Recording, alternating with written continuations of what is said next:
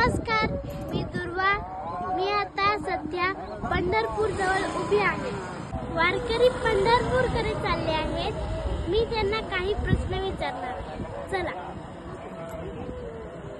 कृष्ण हरी माऊली, तुम्ही एवढ्या लांबून वारीला येता, तुम्हाला तुमच्या घरच्यांची नातवंडाची आठवण येत नाही का?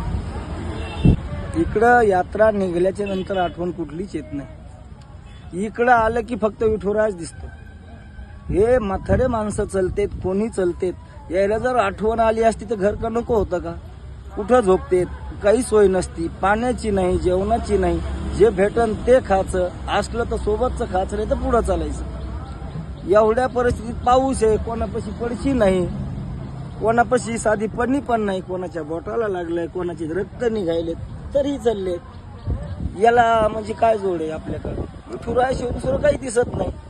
विठुरायाची भेट झाली, दर्शन झालं, तिथून मात्र मग माघारी सगळं काही दिसायला. जर तुम्हाला प्रत्यक्षात विठुराय भेटला तर तुम्ही काय मागाल? विठुराया भेटणं ताई लय भाग्याची गोष्ट आहे. ते सरासरी कोणाच्या हातात नाही. साधू संत गेले आनंदी राहिले, हरिनामी झाले कृतज्ञ. विठुरायाच्या चरणी ठाव भेटणं, नामा म्हणे मद येतेची ओ ठेवी, वास सदा देई चरणाजवळी. याच्या पुढे दुसरा काय मागणार? तुम्ही सर्वजण एक सारखे कपडे का घालता? त्याचं कारण असं आहे, आपण वारकरी सांप्रदायिक मंडळी आहे आणि वारकरी संप्रदायाने हा पांढरा पोशाख निवडलेला आहे. याचं कारण असं आहे की याच्यावर कुठलाही डाग चालत नाही. निष्कलंक जीवन असावं, निष्कलंक वस्त्र वापरून आपण एक निष्कलंकित जीवन समाजासमोर प्रदर्शित करत असतो. विठ्ठल तर सगळीकडे आहे, तर तुम्ही पंढरपूरलाच का जाता?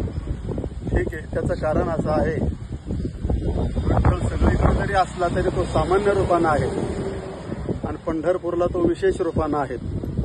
जसं दुधामध्ये तूप असतं पण ते दिसत नाही, त्याची प्रक्रिया करूनच ते आपल्याला तूप पाहावं लागतं. या न्यायाप्रमाणे आपल्याला विठ्ठलाकडं जावं लागतं की तो सामान्य आणि विशेष हा भाव ज्याला कळतो त्याला हे कळेल. तुम्ही एवढ्या लांबून चालत येता, तुम्हाला थकवा जाणवत नाही का? याचं कारण आहे की भगवंताच्या नामस्मरणामध्ये आम्हाला थकवा येत नाही. कारण तुकाराम महाराजाचं एक प्रमाण आहे, चालिले न वाटे गावून या जाता वाटे. या पालखी मार्गाने जर पालखी सोबत भजन करत चाललो तर थकवा येत नाही. पालखी सोडून थोडं जरी मागं चाललं मग मात्र रस्ता कटत नाही. म्हणजे त्याच्या नामात, त्या पावल्यात, त्या खेळात सहज आमचा मार्ग कटतो. थकवा येत नाही, उलट आनंद येतो. खूप सुंदर. माऊलीने दिलेले उत्तर, त्यांचा आनंद पाहून माझा आनंद खूप वाढला आहे आणि मी आता जात आहे पंढरपूरला.